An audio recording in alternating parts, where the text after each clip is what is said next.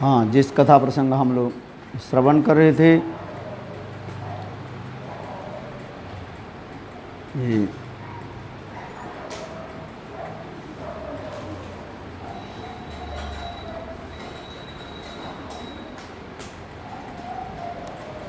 समुद्र मंथन की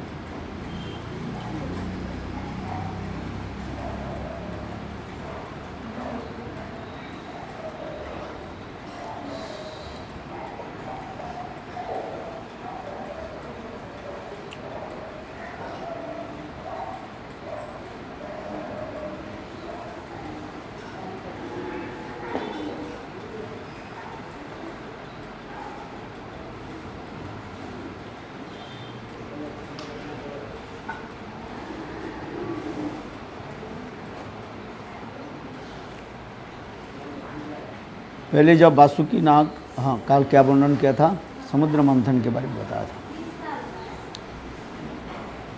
तो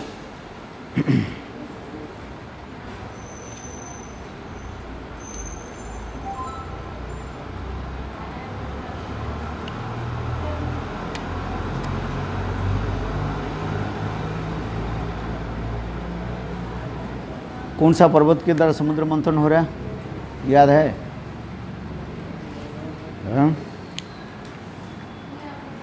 मंदर पर्वत। क्या बोला है? मंदर पर्वत। अच्छा, ठीक है। इस हे पांडुनंदन, इस प्रकार मंदर पर्वत को मथाने के रूप में प्रयोग करके समुद्र मंथन होने लगा। तब बड़े बड़े बलिष्ठ दैत्य और देवताओं के द्वारा पकड़े रहने पर भी अत्यधिक भारी और निराधार होने के कारण वह मंदर पर्वत समुद्र के जल में डूबने लगा।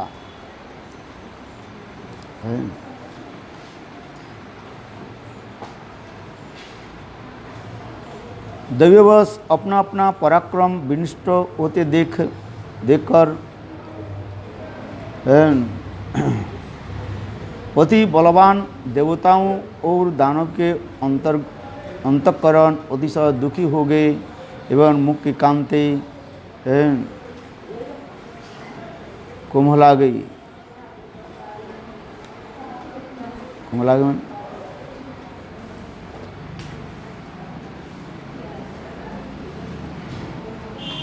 जब अपार शक्तिमान एवं सत्य संकल्प भगवान ने यह विघ्न देखा, तब उन्होंने अति अद्भुत कच्छप शरीर धारण किया और समुद्र के जल में प्रवेश कर अत्यधिक भारी एवं विशाल मंदर पर्वत को उठा लिया।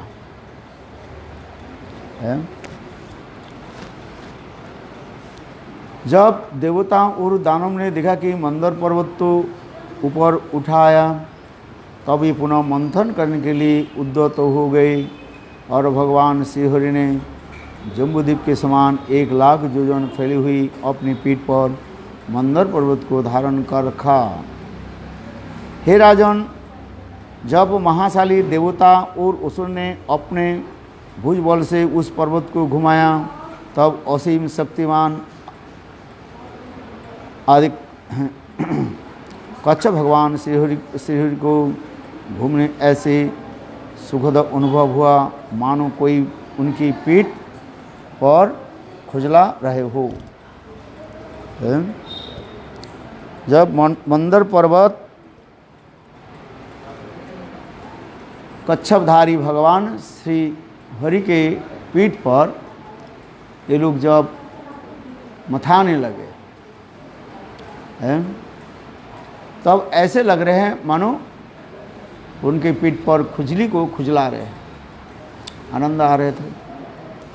तत्पर भगवान विष्णु ने देखा कि इन सब से सामर्थ्य का अभाव है कि वासुकी नाग को संघर्ष के कारण अत्यधिक पीड़ा हो रही है। तभी बल बीज पढ़ने के बढ़ाने व उत्साह प्रदान करने के लिए उन्हें शक्ति का संचार करने लगा। वे असुर के राजसी शक्ति के द्वारा असुर के रूप में देवताओं की सात्विक शक्ति के द्वारा देव रूप में और वासुकी नाग के तमोगुणमयी निद्रा रूप में प्रविष्ट हो गए। भगवान श्री हरि संग द्वितीय पर्वत राज के समान मंदारचल पर विराजमान होकर उसे एक हाथ से दबाकर स्थित हो गए। उस समय आकाश में ब्रह्मा, शिव आदि इंद्र आदि देवता उनकी स्तुति करते हुए पुष्प की वर्षा करने लगे। इस प्रकार भगवान ने पर्वत के ऊपर सहस्त्रवायु के रूप में, नीचे उनके आधार कच्छप के रूप में, संपूर्ण पर्वत की दृढ़ता के रूप में, देवता एवं असुर की शक्ति के रूप में, वासुकी निद्रा के रूप में प्रविष्ट होकर सबको शक्ति संपन्न कर दिया। तब तो प्रोत्साहित होकर के अपने शक्ति के बल पर मदमत्त होकर समुद्र का मंथन करने लगे। उस समय समुद्र और उसमें रहने वाले मगर, मच्छर आदि जीव विक्षुब्ध हो उठे।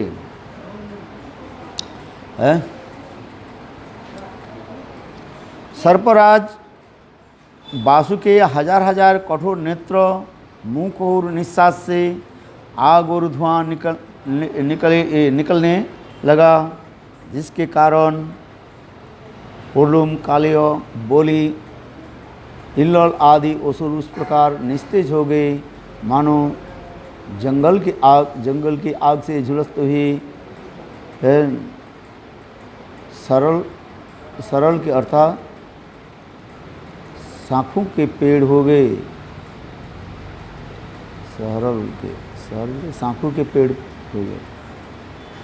शाखों क्या है? वासुकी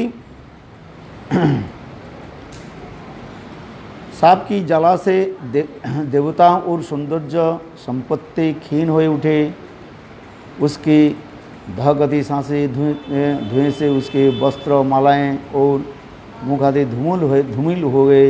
उसमें भगवान की कृपा से मेघ उनके ऊपर वर्षा करने लगे और सामुद्रिक तरंग के सिंचित होकर सुशीतल वायु प्रवाहित होने लगे। समझ में आता है? कुछ नहीं है? श्लोक नंबर ये है, अभी जो पढ़ते जा रहे हैं, ये अष्टम स्कंध 7, 14 नंबर श्लोक, 14 से 17।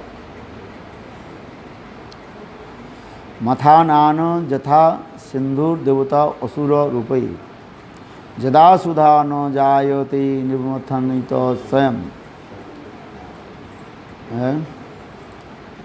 बड़े बड़े देवताओं एवं असुरों के द्वारा मंथन किए जाने पर भी समुद्र से अमृत नहीं निकला। तब भगवान अजित ने स्वयं ही मंथन करना प्रारंभ कर दिया।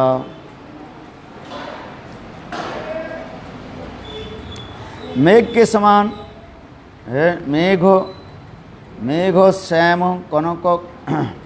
कनक परिधि कर्णा विद्युत उर्मी भ्राज दिल्लित कवच सृगधरु रक्त नेत्र जत्रुद्भिद मद दरिद्रशुको गृहीत्वा मंथन मंथना परिगेरी विवासोत्समो धिताद्रि। मेघ के समान श्यामल वर्ण शरीर पर सुनहला पीताम्बर, कानों में विद्युत के समान चमकते कुंडल और घुंघराली केस, गले में वनमाला एवं नेत्र की रक्तिम आवाज से भगवान की अद्भुत शोभा हो रही थी। सर्वत्र विजय श्री प्राप्त करने वाले भगवान अपनी अभय प्रदायिनी भुजाओं से वासुकी नाग को पकड़कर और कच्छप रूप से पर्वत को धारण कर जब मंदराचल रूपी मथानी से समुद्र का मंथन करने लगे, तब वे दूसरी प्रतिद्वंदी नीलगिरी पर्वत के समान बड़े ही सुंदर लगे थे।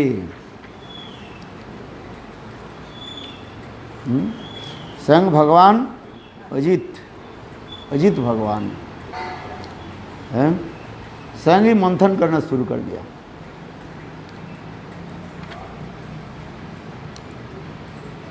भगवान के इस प्रकार मंथन करने पर सारे समुद्र में खलबली मच गई। मत्स्य, मगर, कच्छप और सर्प अतिशय संतप्त हो उठे। तिमी, दीप, जलहस्ती, तिमिंगिल और ग्राह व्याकुल होकर ऊपर निकल आए और उसके पश्चात उस विक्षुब्ध समुद्र से सर्वप्रथम अति भयंकर हलाहल नामक विष निकाला। पहले क्या आ गया? विष आ गया है? हे राजन, अत्यंत उग्र वह विष समुद्र के ऊपर, नीचे तथा चारों दिशाओं के फैलने लगा। वह देखकर सभी प्रजागण और प्रजापति भयभीत होकर और किसी का आश्रय न पाकर सदाशिव की शरण में गए। शिव जी देवी पार्वती के साथ कैलाश पर्वत पर विराजमान होकर तीनों लोगों की समृद्धि के लिए तपस्या कर रहे थे। वहाँ बैठे हुए मुनिगण मुक्ति की कामना से उनकी सेवा कर रहे थे। प्रजापति ने उन्होंने देखकर प्रणाम किया और उनके इस प्रकार स्तुति करने लगे। प्रजापत्य ऊचु देवादिदेव महादेव भूतात्मनम भूतभावनम त्राहीनं शरणां पत्राणु स्त्रीलोक दहनान्तिपासम। अर्थात प्रजापति ने कहा, हे देवादिदेव महादेव, आप समस्त प्राणियों के अंतःकरण आत्मा और पालन करता है। हम आपकी शरण में आए हैं। आप कृपा करके त्रिलोक के भस्म करने वाले ओ इस अत्यंत उग्र विष से हमारी रक्षा कीजिए। तमेव सर्गजात ईश्वरो बंधमक्षये तं ताम अर्चन्ति कुशला प्रपन्ना अर्तिहर गुरु। संपूर्ण जगत के मुक्ति और बंधन के कारण आप ही है और आप ही सबकी नियंता है। सुधीजन आपकी आराधना करते हैं क्योंकि आप शरणागत के दुख को नष्ट करके उन्हें मुक्ति प्रदान करते हैं। हे विभो, आप स्वयं प्रकाश है। हे भूमन, जब आप अपनी सत्तादि गुणमयी सत्तांग भूता माया के द्वारा इस जगत की सृष्टि, स्थिति एवं संहार करते हैं, उस समय आप ब्रह्मा विष्णु शिव नाम धारण करते हैं। ये स्तुति में कहते हैं। तं ब्रह्म परमं गुज्जं सदसद्भावभावनं नानाशक्तिभिराभात स आत्म जगदीश्वर। आप सभी देवता, मनुष्य, तिर्जग आदि समस्त सत एवं असत तथा उत्कृष्ट व निकृष्ट स्वभाव वाले प्राणियों को सृष्टि करते हैं। आप परम रहस्यमय ब्रह्म तत्व है। विविध से वो से मुक्त होकर आप इस दृश्य जगत के रूप में प्रकाशित हो रहे हैं। आप समस्त वेदों की उत्पत्ति के स्रोत है, अतः आप सतसिद्ध ज्ञान है। आप ही महत्तत्व प्राण इंद्रिय पंच महाभूत द्रव्य और सत्तादि गुण से कारण है। आप भिन्न भिन्न स्वभाव राज से आदि त्रिविध अहंकार काल और संकल्प है। और आप ही रीत एवं सत्य नामक धर्म है। विद्वानों के कहना है कि आप त्रिविध अर्थात आकार, उकार एवं मकार अक्षरात्मक प्रणव के आश्रय है।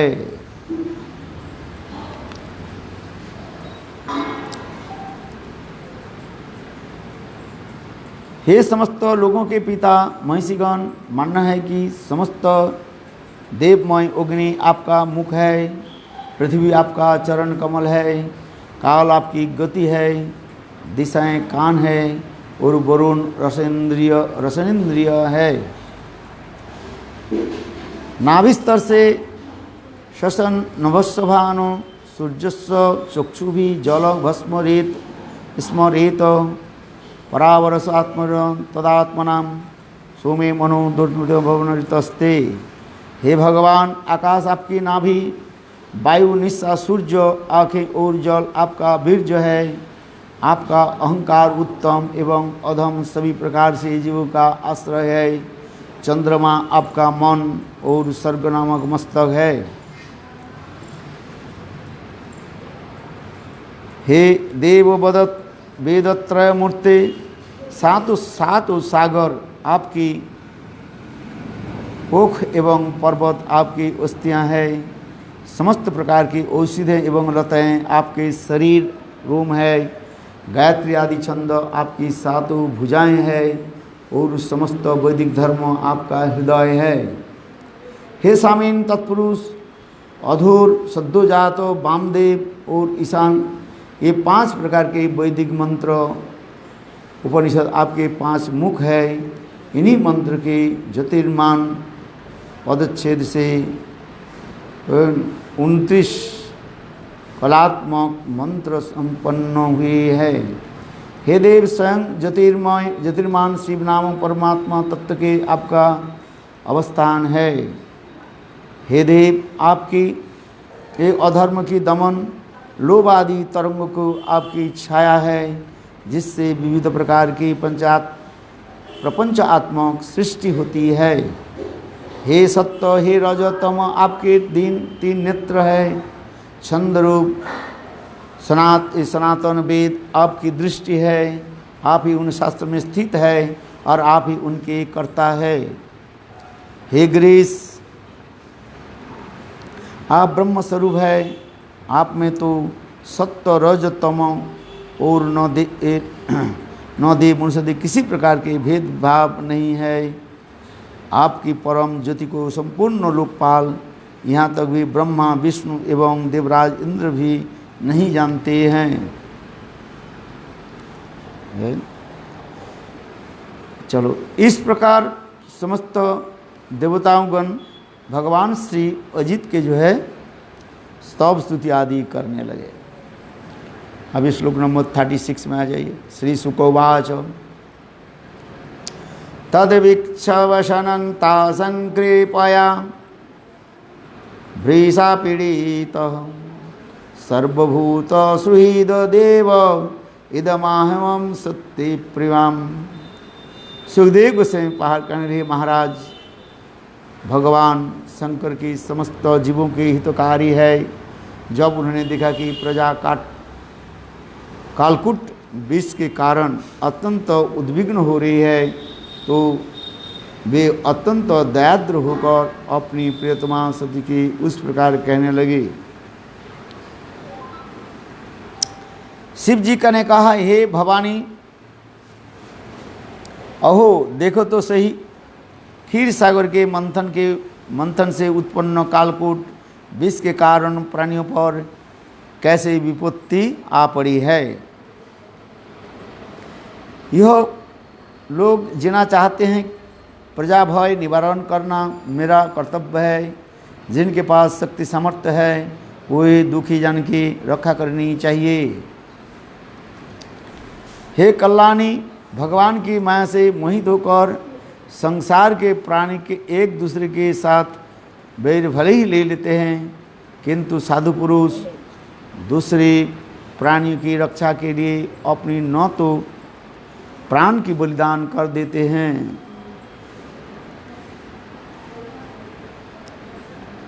हे साधु शिले, जो मनुष्य दूसरे पर कृपा करता है, भगवान श्री उसके ऊपर प्रसन्न हो जाते हैं और उनके प्रसन्न होकर स्थावर एवं जंगम आदि समस्त प्राणी पर सहित में ही प्रसन्न होते हैं। अतः अब मैं इस कालकूट विष का पान करूँगा, जिससे प्रजा मंगल होगा। है सब देवता लोग और असुर लोग शिव जी के प्रार्थना करने लगे। तो शिव जी वहाँ पर पधारे और पधार करके क्या किया, वो कालकूट विष को स्वयं पान करने लगी।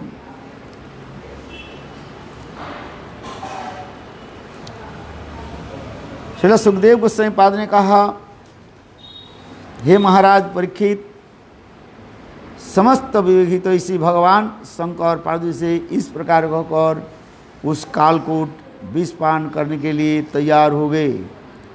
पार्वती उनके सामर्थ्य के भलीभांति जानती थी, इसलिए उन्होंने महादेव के इस प्रस्ताव का हृदय में अनुमोदन किया। तत्पश्चात लोकहितकारी महादेव ने कृपापूर्वक वह विश्वव्यापी उस कालकूट विष को अपनी हथेली में समेटा उन पान कर लिया।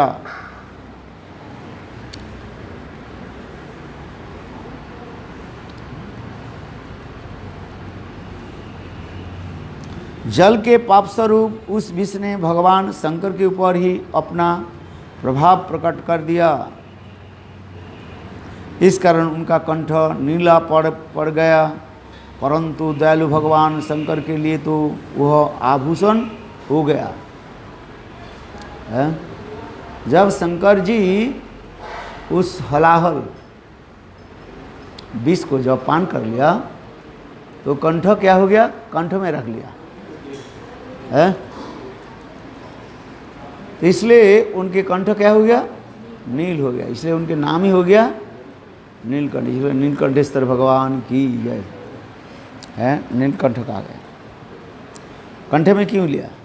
कहते हमारे हृदय में तो भगवान है, कहीं भगवान के कष्ट ना पहुँचे, इसलिए उन्होंने कंठ में ही धारण कर रखा।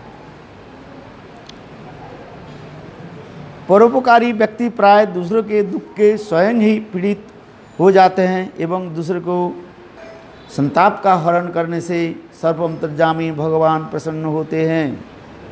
सभी को आशीर्वाद देने वाले देवता भी परम देवा आदि देव महादेव की उस प्रकार विषपान रूपी अद्भुत कर्मों को बात सुनकर संपूर्ण प्रजा, दाक्षायणी, ब्रह्मा एवं स्वयं भगवान विष्णु भी उनकी प्रशंसा करने लगे।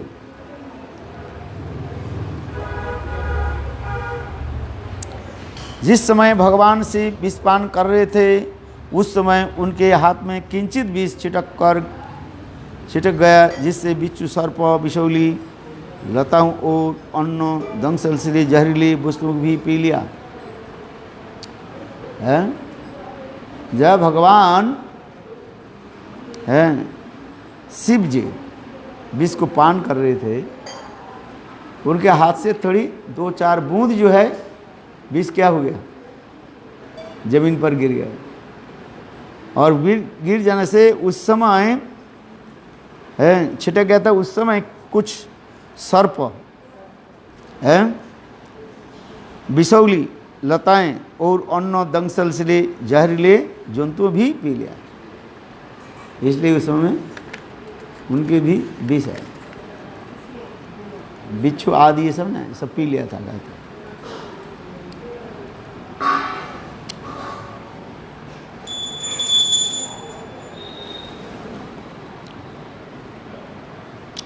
समुद्र मंथन से अमृत प्रकट होना और भगवान का मोहिनी अवतार ग्रहण करना। श्री शुक उवाच पीते गहे विषांगेन पीतस्ते मरुदानवः मन्मथनास्तरा सिंधु भवीर्धानि ततो अभवत्। सुखदेव गोस्वामी ने कहा, हे महाराज परीक्षित, इस प्रकार जब महादेव जी ने विष पान कर लिया तब देव और दानव बड़े प्रसन्न हो गए। अब उन्होंने और अधिक बल और नवीन उत्साह के साथ समुद्र मंथन करना प्रारंभ कर दिया। तब समुद्र से यज्ञ होविका आधार रूप सुरभि गाय प्रकट हुई। पहले फिर कहा गया, पुनः समुद्र मंथन होने लगे हैं।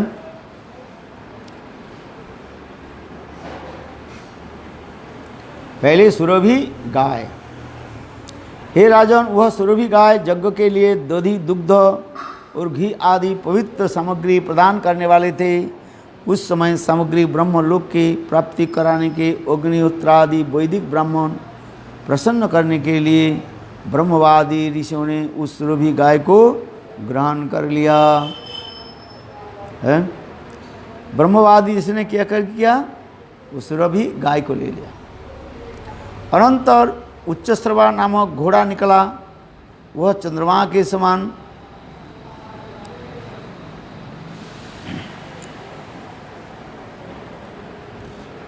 तप्त स्वर्ण का वर्ण था।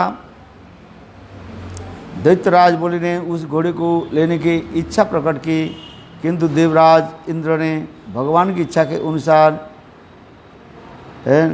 दैत्यों भी मान वर्धन हो उसे प्राप्ति करने की कामना प्रकट नहीं की।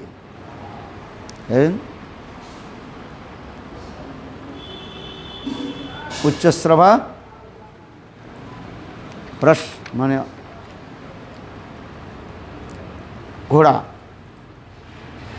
है,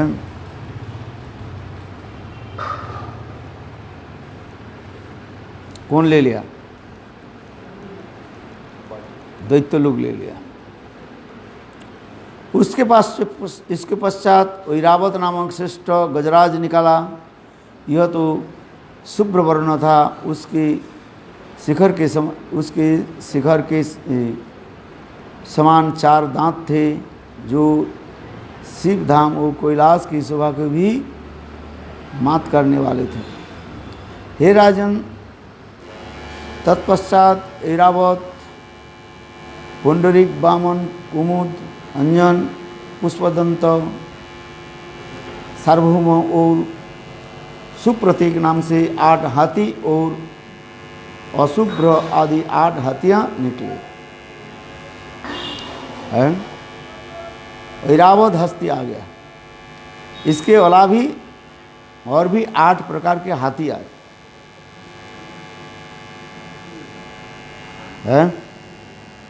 हथेली निकले।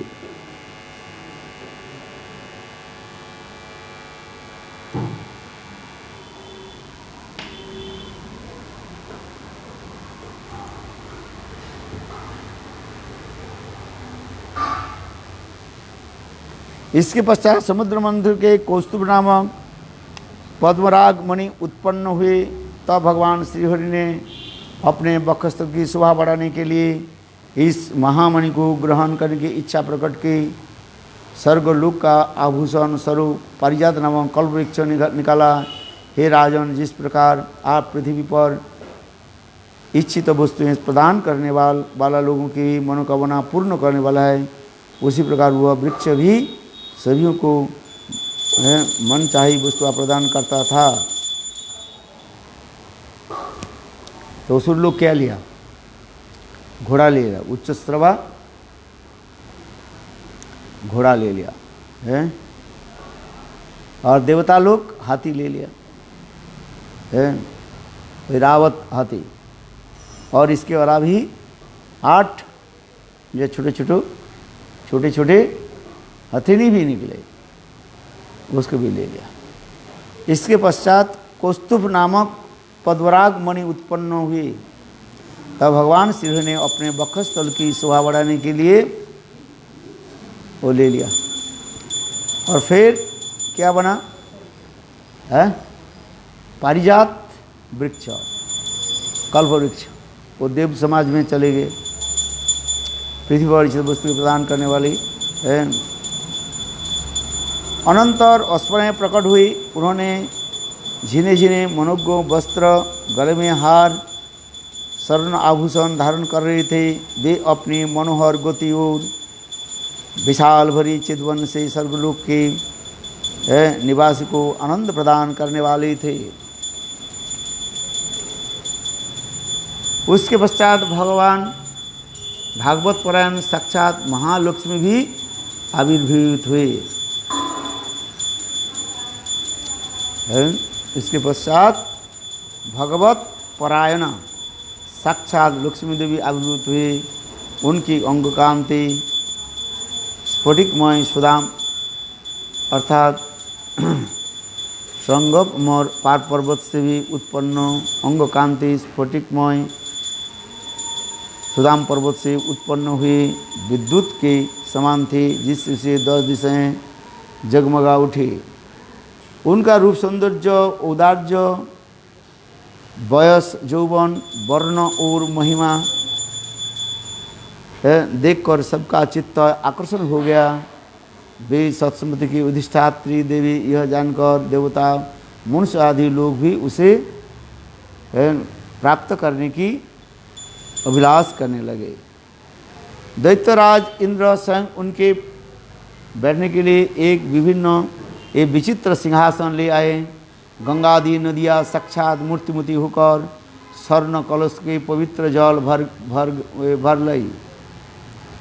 पृथ्वी भी मूर्तिमती होकर उनके अभिषेक के लिए समस्त औषधियाँ प्रदान की। गौजा ने पांचजन्य और वसंत ऋतु के चैत्र वैशाखी उत्पन्न होने वाले फल फूल लाकर उन्हें समर्पित कर दिए। ऋषियों ने शास्त्र के अनुसार उनका अभिषेक किया। गंधर्व मंगलमय गीत गाने लगे और नृत्यांगनों ने नाचना गाना प्रारंभ कर दिया। मेघ समूह मूर्तिमान होकर मृदंग, डमरू, ढोल, नगारे, गोमुख, शंख, वेणु, बीना आदि महानिनाद युक्त वाद्य के उच्च स्वर से बजाने लगे। अनंतर संपद अधिष्ठात्री पतिपरायण लक्ष्मी देवी कलश हाथ में लेकर सिंहासन पर विराजमान हो गई। ऐरावत आदि दिग्गज ने गंगा जल से भरे हुए कलशों से और उनके स्नान कराया तथा ब्राह्मण ने मंत्रोच्चारण के द्वारा उनका अभिषेक किया। अंत में लक्ष्मी देवी प्रकट हुई है।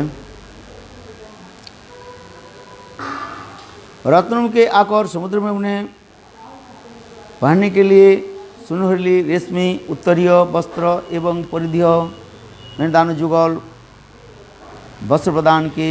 वरुण देव उन्हें उपहार के रूप में वैजयंती माला प्रदान की, जिस पर भरी गुंजान कर रहे थे। प्रजापति विश्वकर्मा ने उन्हें अद्भुत अलंकार, सरस्वती ने मोतियों के द्वारा हार, ब्रह्मा जी ने पद्म और नागोनी कुंडल का जोड़ा उपहार प्रदान किया।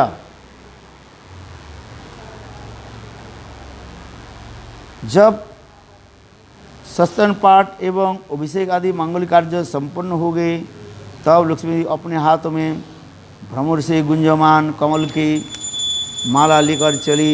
उस समय कुंडल के धारण करने उनकी मनोहर कपोल और भी सुंदर लग रहे थे। वे सलज्ज भाव से मंद मंद मुस्कुरा रही थी, जिनके मुखश्री का शोभा अत्यंत निखार पा रहा था। लक्ष्मी जी के स्तनजुगल परस्पर सटे हुए समान और चंदन कुमकांति के द्वारा अनुरंजित थे। उनकी कमर अतिशय पतली थी। जब वे इधर उधर घूमती तो उनके नुपुरों के बड़ी सुंदर मधुर झंकार निकालती थी। उस समय ऐसा प्रतीत होता था कि मानो कोई स्वर्णलतिका विहार कर रही हो।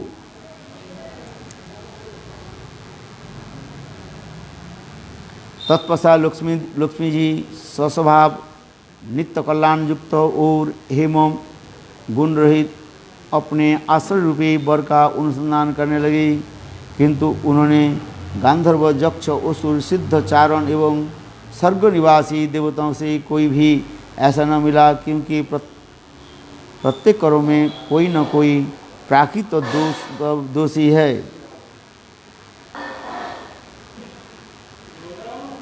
कोई दुर्वासादि तपस्वी है, परंतु उनके क्रोध पर विजय प्राप्त नहीं कर सके है। कोई बृहस्पति आदि ज्ञानी है, किंतु उनका ज्ञान फला आकांक्षा से रहित नहीं है।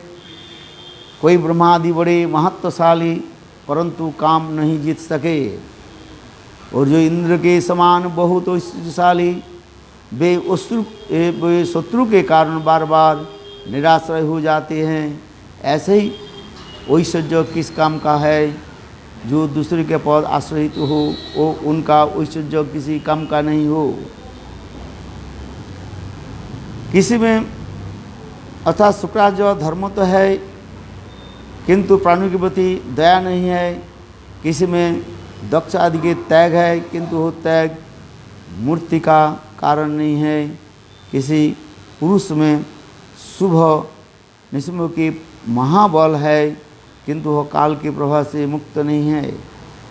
और जिन्होंने प्राकृत एवं अपराकृत विषय आसक्ति का परित्याग कर दिया, वे सनकादि मुनि भी गुण तरंग से रहित नहीं है। कोई कोई दैत्यराज अर्थात बलि दीर्घजीवी है, किंतु उनमें शील और मंगल नहीं है। जिसमें मनु के पुत्र आदि शील मंगल भी है, तो उनके जीवन की स्थिरता नहीं है। शिव आदि देवता चिरऊ है, उनमें शील एवं मंगल भी नहीं है, परंतु वे शमशान वास के साथ साथ अमंगल भी धारण करते हैं। वही बात भगवान विष्णु की, उनमें समस्त मंगल गुण नित्य वर्तमान है, किंतु वे मुझे चाहते हैं और नहीं। इस प्रकार सोच विचार करके रमादेवी ने चिरकाल से अपनी अभिष्ट निर्विक्षता के सर्वश्रेष्ठ आकृत गुण से अतीत एवं अनिमा आदि समस्त सिद्धियों के उत्पन्न भगवान श्री मुकुंद के ही पोती रूप में वर्ण किया है। लक्ष्मी देव उठी तो अंत में वो किसको वर्ण किया?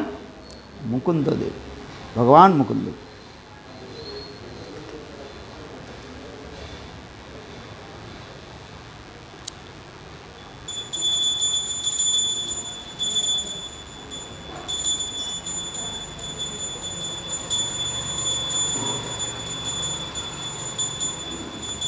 लक्ष्मी देवी ने भगवान मुकुंद देव के गले में नवीन कमल के कुसुमों की माला पहना दी, जिससे चारों ओर बंधु ये मधुपान से उन्मत्त भ्रमर गुंजार कर रहे थे।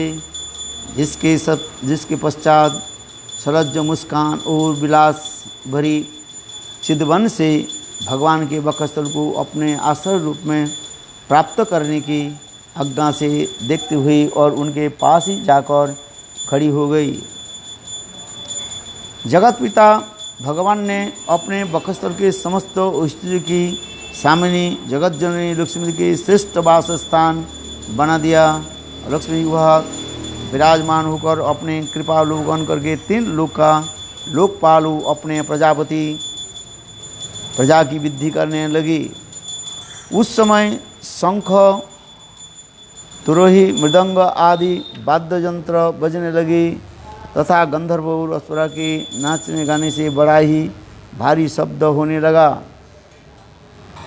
ब्रह्म रुद्र और अंगिरा आदि प्रजापति पुष्पों की वर्षा करते हुए भगवान के गुण स्वरूप एवं लीलाओं का यथार्थ वर्णन करने वाले मंत्र से भी उनकी स्तुति करने लगे। ब्रह्मादि देवता लोग फूल की वृष्टि आदि करके स्तव स्तुति करने लगे।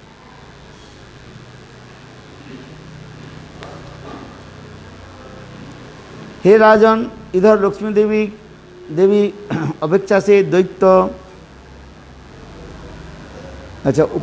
दैत्य एवं दानव दुर्बल मोहित एवं उद्यमी लुलुप और निर्लज्ज हो गए।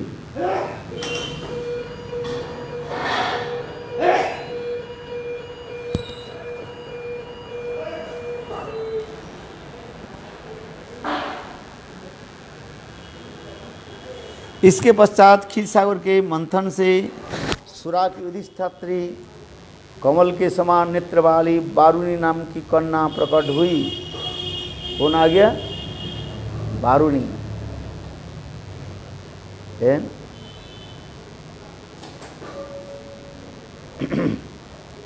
उस समय उसके एक अत्यंत अद्भुत पुरुष उपस्थित हुआ।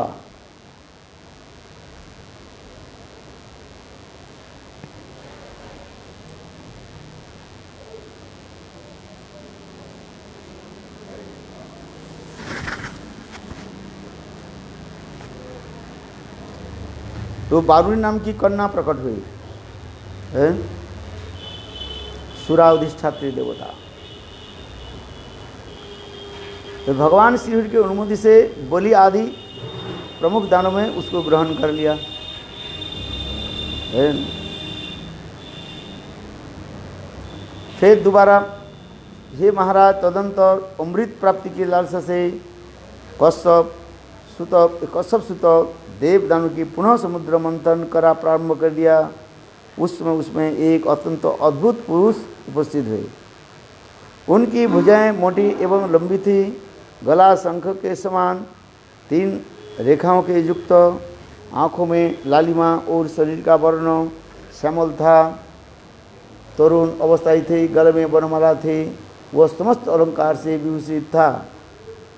अपने पीताम्बर पहन रखा था, कानों में चमकीली मणिमय कुंडल झिलमिल कर रहे थे। उसके केस स्निग्ध घुंघराले वाले, वक्षस्थल अत्यंत विशाल था। उस प्रकार वो समस्त शुभ लक्षण से युक्त था। सिंह के समान पराक्रमी वह पुरुष कानों से सुशोभित, हाथों में अमृत के परिपूर्ण कलश धारण किए हुए था।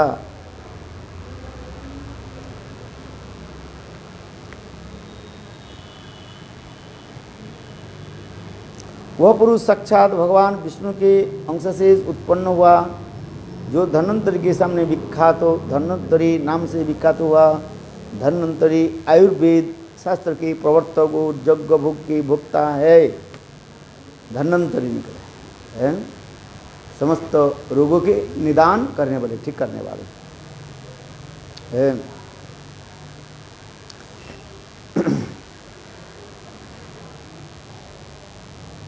धन्वंतरि आयुर्वेद शास्त्र के प्रवर्तक और यज्ञ नामक भाग के भोक्ता है।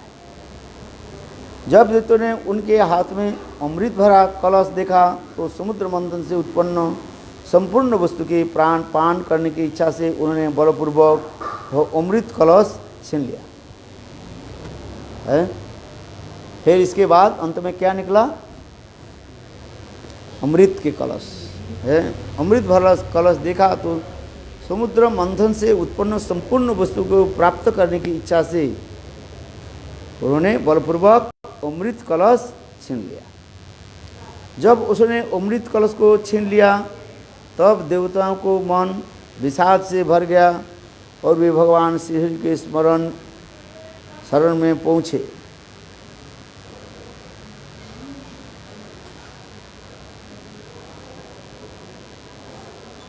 भगवान ने देखा कि अमृत कलश छिन जाने से देवता अत्यंत दुखित हो रहे। तब उन्होंने कहा कि हे देवताओं, तुम दुखी मत हो, मैं अपनी माया से देवताओं के परस्पर झगड़ा, देव दानवों के परस्पर झगड़ा करवा दूंगा, जिससे तुम लोगों का काम बन जाएगा। हे राजन, उस में अमृत प्राप्ति के लिए अत्यधिक तृष्णा जग उठी। वे पहले ही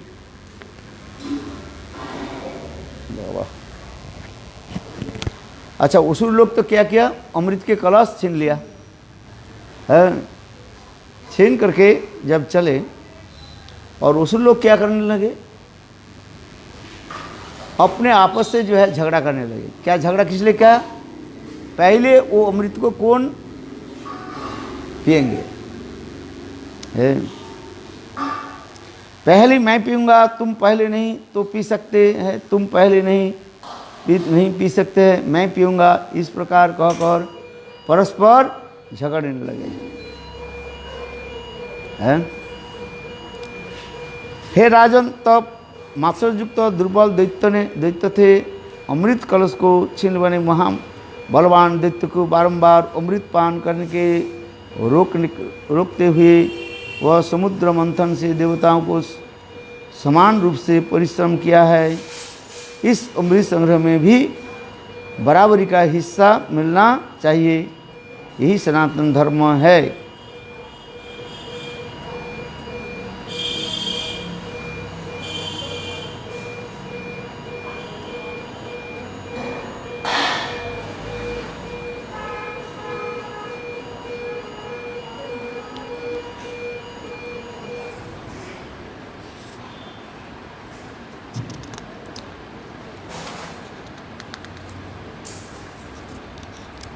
इधर दैत्यों में आपसी कलह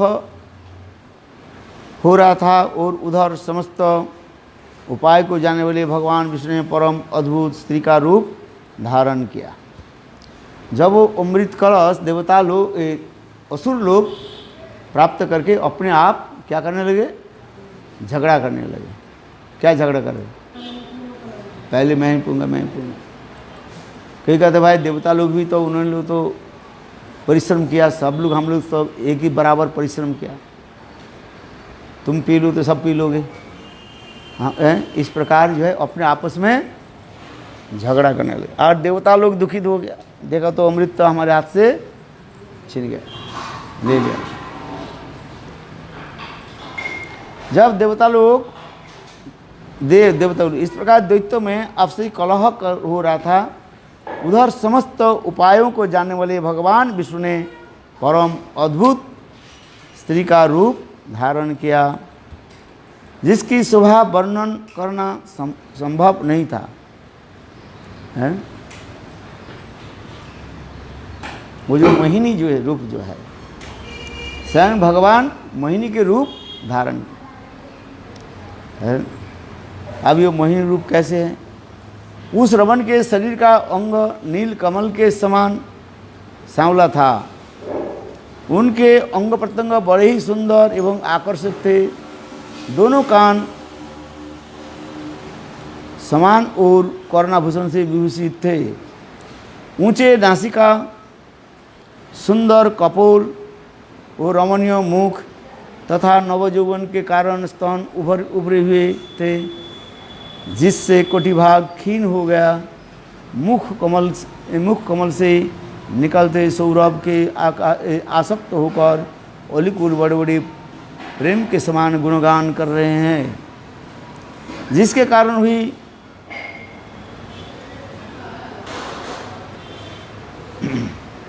उनके नतिशय अति चंचल हो रहे थे।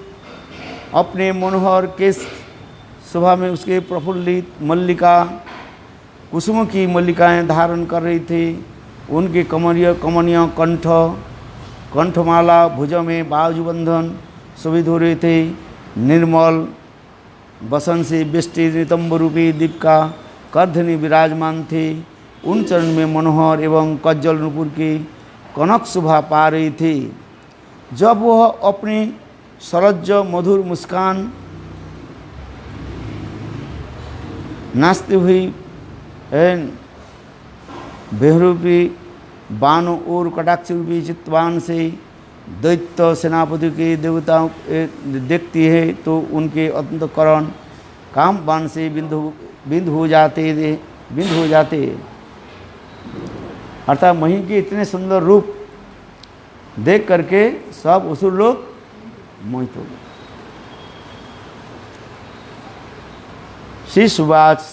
श्री शुक उवाच, नवम अध्याय, 9th चैप्टर। सुखदेव गोस्वामी ने कहा, ये महाराज परीक्षित, असुर जो है डाकुओं के समान सुहृद आदि का परित्याग करके एक दूसरे से हाथों से अमृत कलश का छीन रहे थे और एक दूसरे की निंदा कर रहे थे।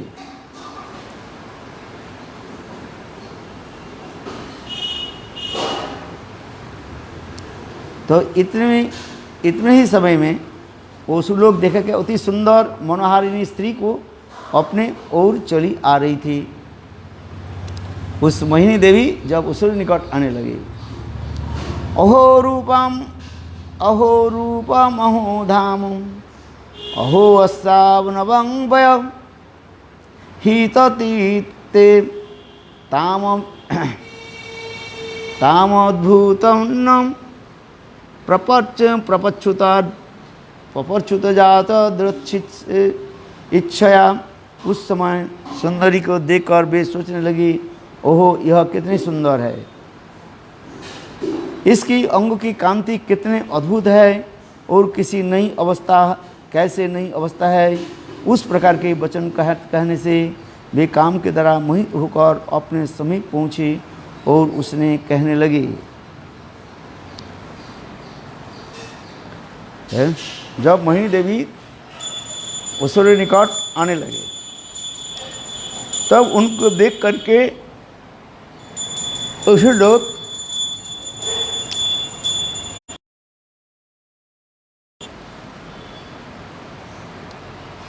ये करे, पद्म पलाश लोचने, तुम कौन हो, कहाँ से आ रही हो, क्या करना चाहिए, तुम किसी की कन्या हो, कुछ बतलाओ। तुम्हें देखकर हमारे हृदय बहुत उथल पुथल हो रहा है।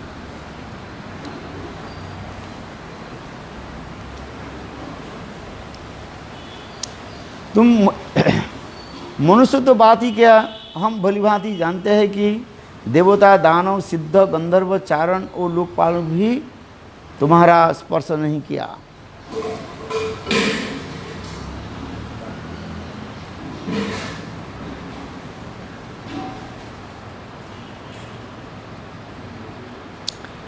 इसलिए हे शुभ्रु, विधाता ने निश्चय ही कृपा करके हमारे जैसे शरीरधारियों को समस्त इंद्रियों एवं मन को प्रसन्न करने के लिए तुम्हें हमारे पास भेजा है।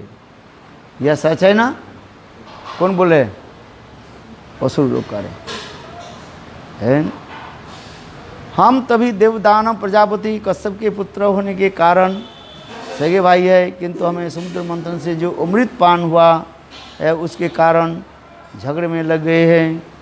इसमें अपना पौरुष दिखा रहे हैं। तुम इसको हमने समान माता से बांट दो, जिससे हमारा झगड़ा समाप्त हो जाए। उस लोग क्या बोले? बोले एक काम करो, ये आप ही जो है इस अमृत को दो, क्या करो, बांट दो।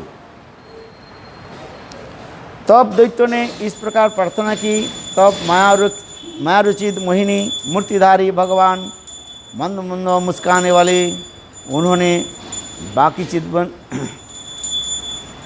चितवन से उन असुरों को देखते हुए इस प्रकार कहा। भगवान ने कहा, हे कश्यप तनयों, मैं तो कुलटा हूँ और तुम लोग महान ऋषियों के संतान हो, फिर तुम किस लिए मेरी संगति का करना चाहते हो? दिग्गजन कभी भी स्त्रियों पर भी विश्वास नहीं करते हैं। क्या लिख दिया? कथं कश्यप दापदम पुंश्चलाया मयि संगनां, विश्वासं पंडितो साधु कामिनिधिषु न जाति। विज्ञजन कभी भी स्त्रियों पर विश्वास नहीं करते। हे असुरों, बानर, सियार और कुत्ते आदि जंतु प्रत्येक दिन नए नए सुंदरों का ढूंढता रहता है। स्वेच्छाचारी स्त्रियां भी ऐसे ही होती हैं। पंडित को कहना है कि उनकी मित्रता चिरस्थायी नहीं हुआ करती।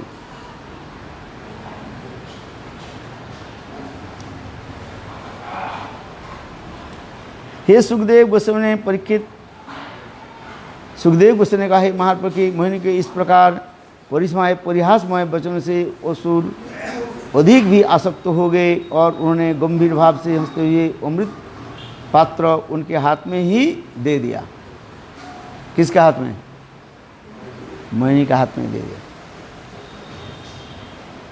मोहिनी तो संग भी कह दिया हास परिहास करके। क्या बोला? हाँ क्या? स्त्रियों को विश्वास करना नहीं चाहिए, कह दिया ना।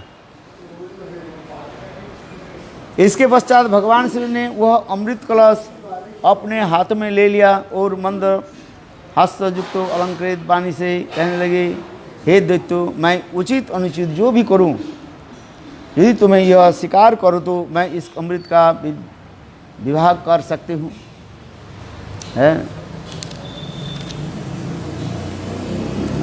बड़े बड़े असुर भी विचार पटुता से दक्ष न थे। उन्होंने मोहिनी भगवान से वचन पर सुनकर एक स्वर से कहा, शिकार है। मोहिनी के यथार्थ स्वरूप को न जान के कारण असुरों का उनका अनुमोदन कर दिया।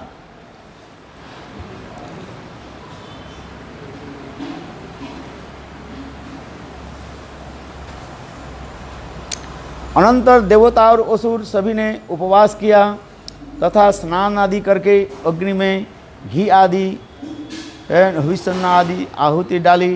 गो ब्राह्मण एवं समाज के लिए अन्न वर्ण तथा क्षत्रिय वैश्य तथा समुद्र के ये शत्रु के उनके पात्रों के अनुसार घास चारा अन्न आदि धन आदि उपहार प्रदान किए। है बोले अमृत कैसे पान करना है? अमृत पान करने के लिए पहले क्या करो? उपवास करो, है पेट तो खाली हो, है और स्नान आदि करो और अग्नि में घी आदि दे करके आहुति करके आओ। है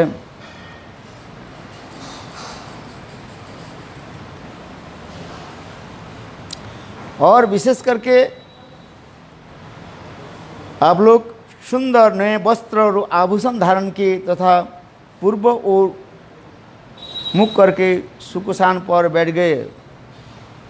बैठ से कहने पैसे अमृत है ना, पान करने के लिए कितने व्यवस्था दे रहे हैं। पान कैसे करो? पूर्व दिशा के मुख करके बैठो, है इसलिए हम लोग के मंत्र जब प्रातःकाल में किस दिशा पर बैठ करके करते हैं?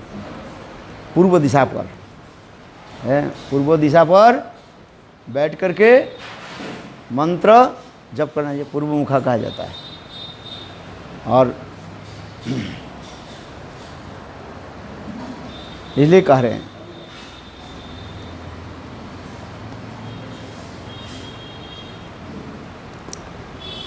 जिस दिव्य भवन में देवता और दानव बैठे थे उसे दीप को एवं फल-मूल मालाओं से सजा गया था।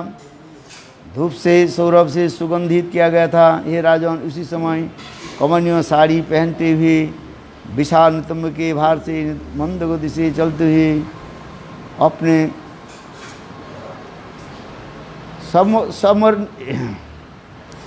स्वर्णिम नुपुरों के मधुर झंकार से सभासद के मुखरित करते हुए हाथों में अमृत कलश लिए मोहिनी ने प्रवेश किया। है विशाल हल है। हाँ, एक तरफ देवता लोग और दूसरी तरफ असुर लोग बैठ गए, दानव लोग बैठ गए। है भाई, अमृत पान ऐसे थोड़ी होता है। जैसे अमृत पान के लिए कितना शुद्ध सदाचार है करना पड़ा है।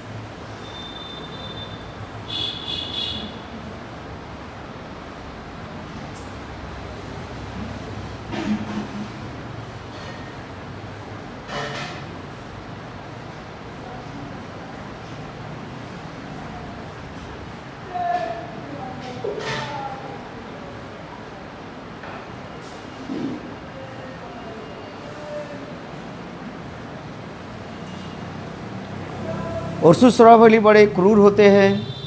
उन्हें अमृत पिलाना सांप के दूध पिलाने के समान और अत्यंत घातक है। इस प्रकार सोच विचार करके भगवान अच्युत ने असुरों का अमृत से कोई भाग नहीं दिया। भगवान श्रीहरि विचार करने लगे। दोनों तरफ तो बैठ गए, एक तरफ असुर और दूसरी तरफ देवता लोग। मन में विचार करने लगे, ये असुरों के यदि मैं अमृत पिला दूँ है तो असुर के द्वारा क्या है, सब सृष्टि ध्वंस हो जाए। जैसे सांप के कोई दूध पिला है तो सांप क्या करेगा, अंत में उनको ही डसेगा। है इसलिए असुरों के यदि मैं अमृत पिला दिया तो ये असुर क्या करेगा, मेरा सृष्टि को वो ध्वंस कर देंगे।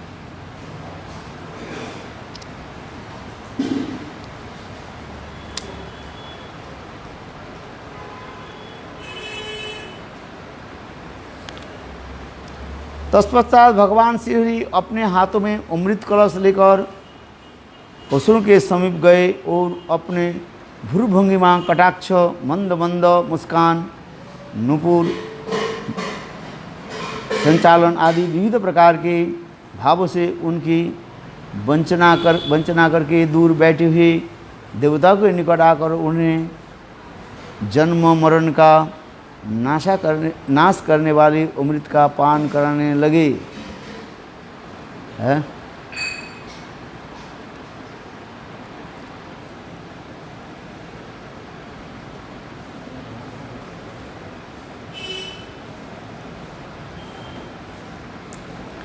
हे राजन, दैत्यगण उस मोहिनी मूर्ति के प्रति अत्यंत आसक्ति होकर अपनी प्रतिज्ञा का पालन कर रहे थे। स्त्रियों से विवाद करना अत्यंत निंदनीय है। यह सोच विचार कर तथा अपनी प्रतिज्ञा की रक्षा करने के लिए सारे असुर मौन बैठ रहे हैं। पहले मोहिनी देवी ने देवता को पान करा के आ रहे हैं। असुर लोग विचार करने लगे, देखो हम इस मोहिनी के साथ ये नहीं करेंगे, देश नहीं करेंगे, है? क्योंकि शास्त्र में कहा गया स्त्रियों के साथ विवाद करने पर मृत्यु के कारण भी बन जाता है। ऐसा इसलिए उस लोग विचार करने लगे, चलो उनके तो पान करने दो, फिर बाद में हम लोग कराएंगे। इसलिए कुछ असुर लोग विवाद करने के लिए जा रहे थे, हैं? बोले पहले देवता को क्यों पान करा रहे, और पान कराते करते यदि सब खत्म हो जाए तो हम लोग को क्या मिलेगा? ये भी तो होता है ना। किंतु ये लोग भली भांति विचार करने लगे, स्त्रियों के साथ कभी विवाद व कलह करना उचित नहीं है, है? नीति शास्त्र में कहा गया है।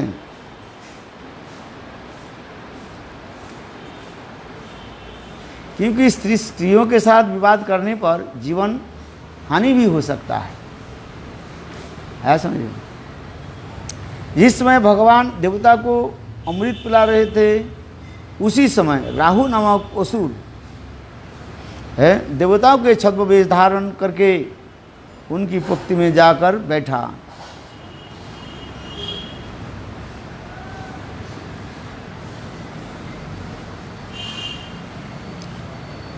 और उस वक्त बैठा और हाथ में अपने भी अमृत पान कर लिया। उसी भी सूर्य और चंद्रमा के सामने मोहिनी से मुँह से उसके असुर होने का संकेत दे दिया है। जब ये राहु नामक असुर क्या के छद्म देवता के रूप धारण करके यहाँ पर चंद्र और सूर्य विराजमान थे, उनके बीच में जाकर के बैठ गए।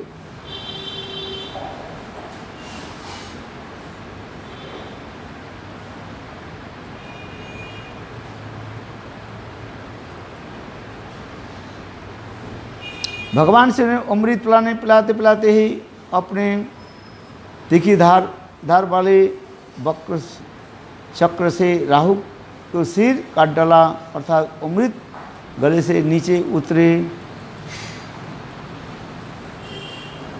और अमृत की देकर स्पर्श नहीं किया था, परंतु इस असुर का सिर अमर हो गया।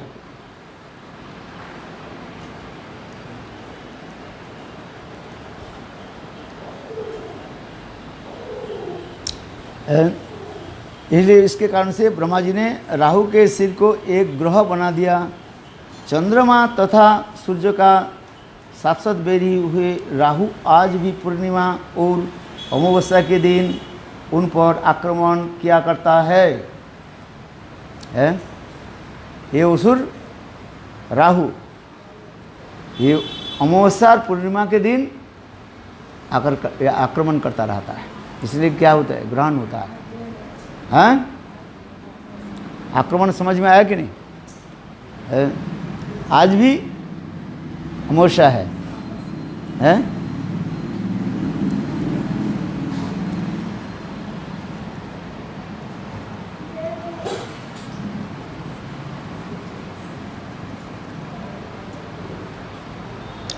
जब देवता के अमृत पान करना प्राय समाप्त हो गया, तब लोक पावन भगवान शिव ने उस बड़े बड़े असुरों के समक्ष ही महीन रूप त्याग कर अपना वास्तविक रूप प्रकट कर दिया। हे राजन, देश काल कारण प्रयोजन अर्थ धर्म और मति मणि समान होकर भी देवता और असुर की फल प्राप्ति कितना अंतर हो गया। देवताओं भगवान के चरण कमल की रेणु का आश्रय किया था, किंतु दैत्य भगवान के चरण कमल की विमुख थे, इसलिए इतना कष्टसाध्य परिश्रम करके भी अमृत फल की प्राप्ति न कर सके।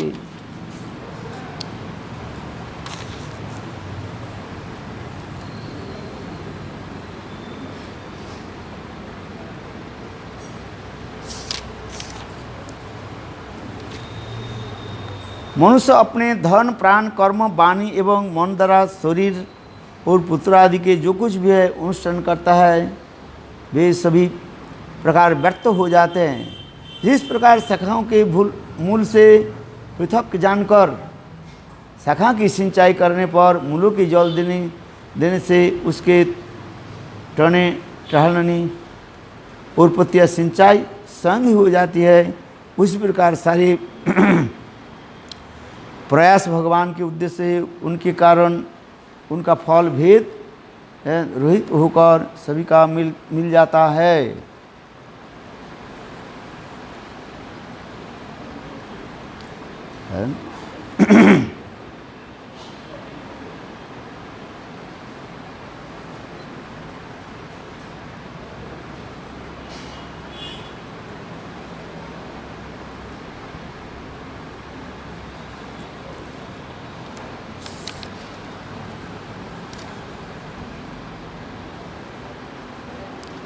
तो यहाँ पर जो सिद्धांत तो दे रहे हैं, ये भगवान श्रीहरि मोहिनी रूप धारण करके देवताओं के तो अमृत पिला दिया, असुरों को क्यों नहीं दिया?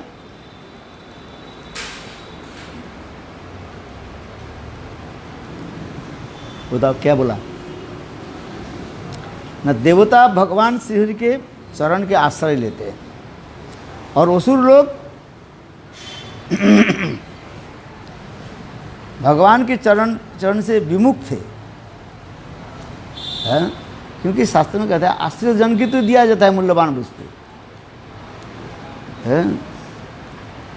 आश्रित जन को ही मूल्यवान वस्तु दिया जाता है और अनाश्रित जन की उनको वंचना की जाती है। इसलिए असुर लोग भगवान श्रीहरि के क्या थे? अनाश्रित थे, इसलिए उनको वंचना कर दिया, है?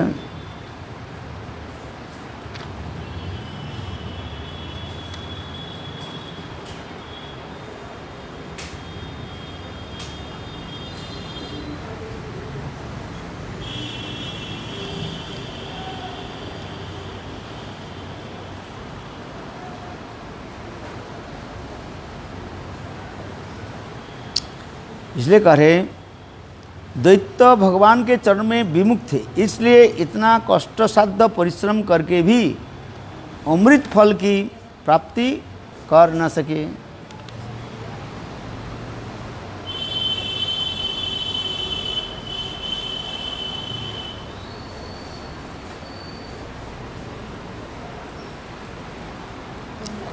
उसी प्रकार सारे प्रयास भगवान के उद्देश्य से करने पर उसका फल भेद भाव रहित होकर सभी को मिल जाता है।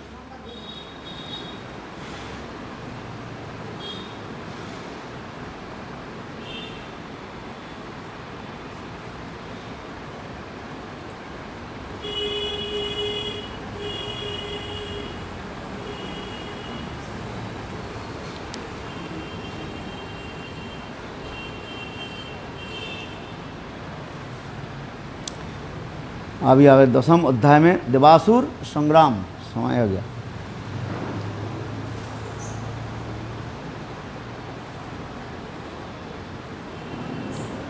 सुखदेव गोस्वामी ने कहा, महाराज की दैत्य और दानव में समुद्र मंथन में देवताओं के साथ मिलकर अत्यंत परिश्रम किया, किंतु भगवान से विमुख होने के कारण उन्हें अमृत प्राप्ति नहीं हुई।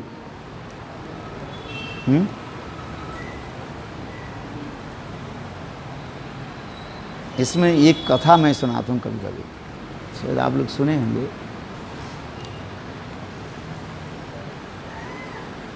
रामायण की एक कथा सुनाता हूँ। राम और लक्ष्मण ये दोनों एक साथ में रहते हैं, और भरत और शत्रुघ्न ये दोनों एक साथ में रहते हैं, है ना। लक्ष्मण और भरत में विरोध होता रहता है। राम किसी विरोध में नहीं है, और शत्रुघ्न भी न्यूट्रल रहता है। तथापि शत्रुघ्न भरत की ही अधिक स्नेह करते हैं, और लक्ष्मण रामचंद्र की अधिक। इस प्रसंग में रामायण में एक कथा वर्णन है।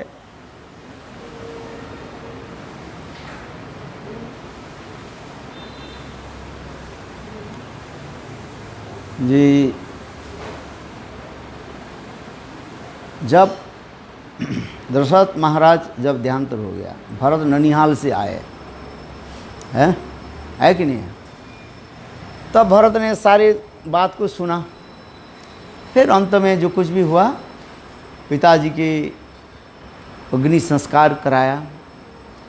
फिर वशिष्ठ ऋषि उनको बोले, तुम्हारी माँ ने दशरथ महाराज से एक वर मांग लिया, एक वर्ष से राम 14 साल के वन में जाएंगे, और तुम अयोध्या के राज सिंहासन में बैठो। तो भरत ने बहुत दुखित हुए। भरत क्या की, बोले नहीं, ये अयोध्या के जो राज सिंहासन एकमात्र तो मेरे भाई रामचंद्र ही दावेदार है। इसलिए भरत ने किया कि समस्त राजपाट आदि लेकर के, मैंने सैन्य आदि लेकर, हाथी घोड़े, यह कि राज को सोने दाना आदि राज मुकुट लेकर के चल पड़े। कहाँ चले? जहाँ पर रामचंद्र वन में विराजमान थे। उस समय भगवान रामचंद्र ने, अभी तो 2-3 दिन की बात है, इसलिए भगवान रामचंद्र कहाँ तक गए, पहुँचे चित्रकूट, है वहाँ पर पहुँचे। तो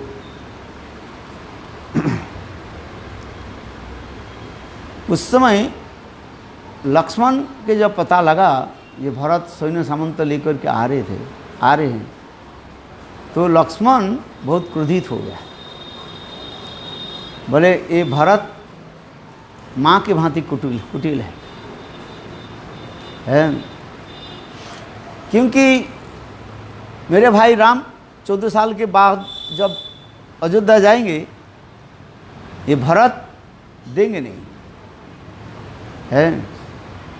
इसलिए भरत यह मन मन विचार किया है, ना रहे बांस ना बजे बांसुरी, माने राम को क्यों मार दिया जाए, कंटक के जो कांटे जो है उखाड़ कर फेंक दिया जाए, है। ये विचार कौन कर रहे हैं? लक्ष्मण कर रहे हैं। इसलिए भरत इतने सैन्य सामंत लेकर के आ रहे हैं मेरे भाई राम के ऊपर आक्रमण करने के लिए, है। क्योंकि राम इस समय जो है जंगल में अकेला है, और मैं हूँ, और तो कोई सैन्य सामंत नहीं है। इसलिए लक्ष्मण मन में विचार कर रहे हैं, भरत को मैं मार डालूं, है। तो उस समय रामायण में एक रामचरितमानस में एक चौपाई है, आप देखना। उस समय लक्ष्मण ये बात कह रहे हैं, ये देखो भरत के साथ जो हमारे जो बैरी है, ये केवल इस जन्म के नहीं है, ये अनेकों जन्म की है। कोई ऐसे शब्द आ रहे हैं उसमें। उनके साथ मेरा बैर जो है, झगड़ा जो है इस जन्म, मैं उसे सारे जो है उसे अभी उठा लेता हूँ। तो यहीं पर सुंदर एक कथा प्रसंग आता है। ये लक्ष्मण क्यों कह रहे हैं? ये भरत के साथ साथ जो हमारा बैरी शत्रुता जो है एक जन्म की नहीं है, अनेक जन्म की कथा है। आज ही मैं उसके पूरा नाश कर देता हूँ। उस प्रसंग में एक कथा भी है, पुराण की एक कथा है। ये लक्ष्मण तो शेषनाग की अवतार है, शेषनाग कहा जाता है? और उसके अंदर में सब कुछ भी है, वासुकी देव भी है, वासुकी नाग भी है, जितने भी सर्पराज सर्प मानो उसमें ही है बस। और वही लक्ष्मण के अवतार कहा जाता है। कौन? शेषनाग को है, जिससे भगवान की सेवा आदि करते हैं, भगवान की बिस्तरा के रूप में वो सेवा, श्रीहरि के सेवा आदि करते रहते हैं। और इधर ये भरत कौन है? नहीं, भरत में जो है, भारत में गरुड़ की समावेश है। भारत के अंदर में कौन है? गरुड़ है। तो अभी इधर है ये गरुड़ और सांप में क्या होता है? हर समय झगड़ा रहता है। ये स्वाभाविक रूप में है कि नहीं? गरुड़ और सर्प में झगड़ा सदा सर्वदा रहता है। भगवान की विचित्र लीला है। बोले भगवान जगन्नाथ के रूप में क्यों बैठे हुए हैं? हाथ नहीं है, पैर नहीं है, ठुडे जगन्नाथ कहा जाता है।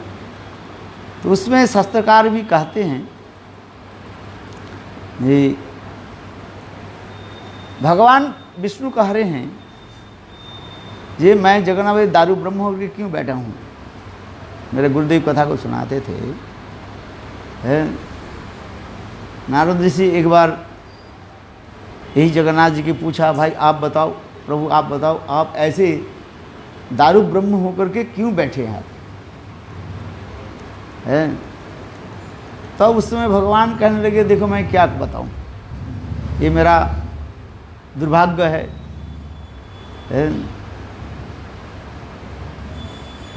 मेरा दो पत्नी है, एक है चंचला और एक है मुखरा। चंचला माने लक्ष्मी, वो एक स्थान में नहीं रहती है, वो चलना शुरू कर दे। एक को स्त्री दिया, द्वितीय चंचला। प्रथम एक और मेरा दूसरी स्त्री क्या है? वो बहुत मुखरा। मुखरा माने एक शब्द बोलो तो 10 बात सुना देते हैं। मेरा ये संसार उसी प्रकार है। पुत्र मेरा क्या है इसे? भुवन विजयी, इतने सुंदर रूपवान है, बस एक स्थान पर नहीं रहते हैं, सब घूमता रहता है, घूमता रहता है। यही मेरा संसार है। और दूसरी देखो, मैं जहाँ पर सोता हूँ, मेरा बिस्तरा क्या है? शेष है, सांप है। चलो सोच रहता हूँ थोड़ा आराम से सो जाऊँ, नरम बिछाना, तो नरम बिछाना है, किंतु वो भी सो नहीं पाता। क्यों? ना मेरा वाहन जो है गरुड़ है, ये मेरा वाहन गरुड़ और सांप में दोनों में क्या होता रहता है? झगड़ा रहता है। और उस झगड़े में बीच में मैं पड़ा रहता हूँ। नींद आएगा क्या बताओ? आपके इधर के एक पड़ोसी, इधर के पड़ोसी, आप बीच में रहो तो दोनों जी लड़ाई करे, आपको नींद आएगा क्या? भले आप झगड़ा नहीं करो, किसी के पक्ष नहीं लो, गाली गलौज, ये गाली गलौज करे, वो गाली गलौज करे, तो आपके नींद आएगी? नींद नहीं। इसलिए भगवान कह रहे हैं पुत्र मेरा भुवन विजयी, पुत्र मेरा भुवन विजयी है।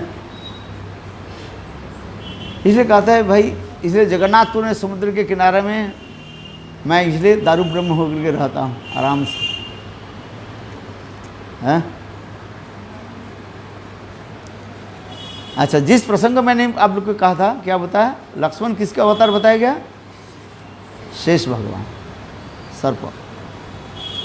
और भरत जी गरुड़ जी के है। ये दोनों में क्या है? तो हर समय झगड़ा रहता है। इसलिए लक्ष्मण आज विचार कर रहे हैं, ये भरत के मैं अंत कर देता हूँ, है। उसमें एक चौपाई है पढ़ना, है, पुराण जो जितने झगड़ा है आज मिटा देता है। तो लक्ष्मण ने के तीर धनुष लेकर के दौड़ पड़े, तो उस समय भगवान रामचंद्र उनकी समझाया, ये मेरा भरत ऐसे नहीं है। राम लक्ष्मण क्या बोले? नहीं, जिसके माँ कुटिल है, जो बात उनके पुत्र भी कुटिल होगा। अरे ऐसी कोई बात नहीं है, नहीं तो तुम्हें देना के लेना पड़ेगा, है कि?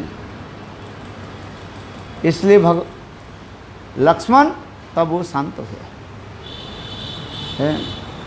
फिर अंत में लक्ष्मण भरत जी के पास जाकर के अपने क्षमा प्रार्थना मांगे, है कि नहीं?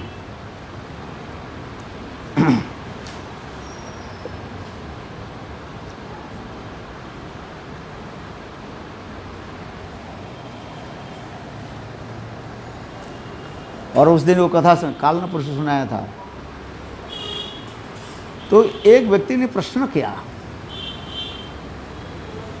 देखो चित जगत में सभी चिन्मय है, भगवान की लीला की साथ में सभी चिन्मय है।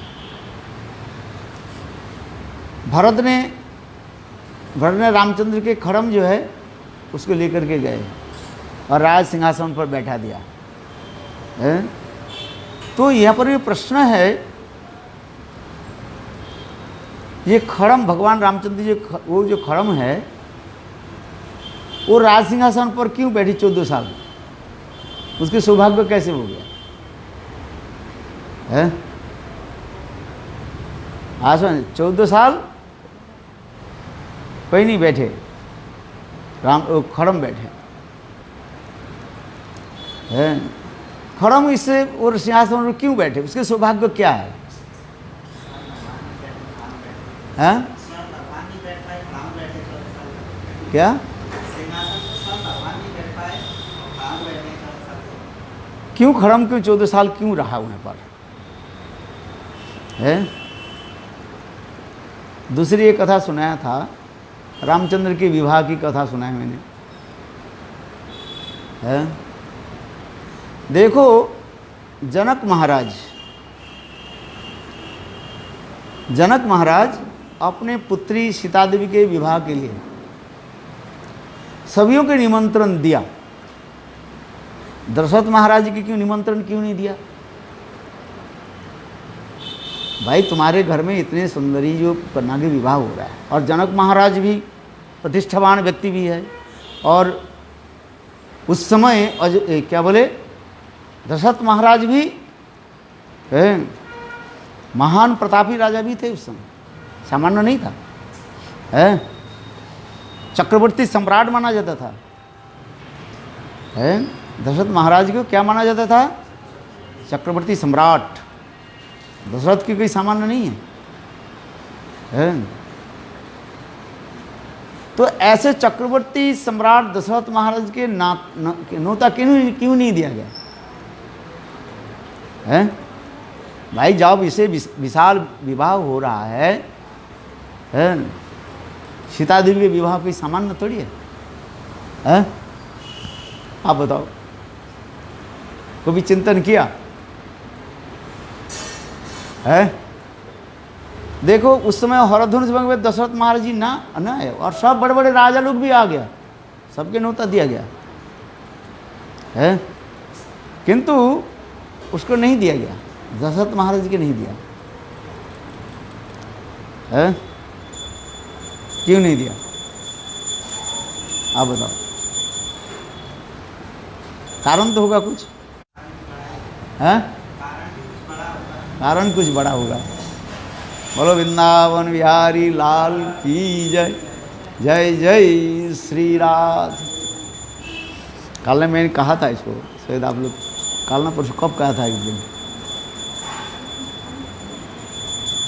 अच्छा कथा है, हैं?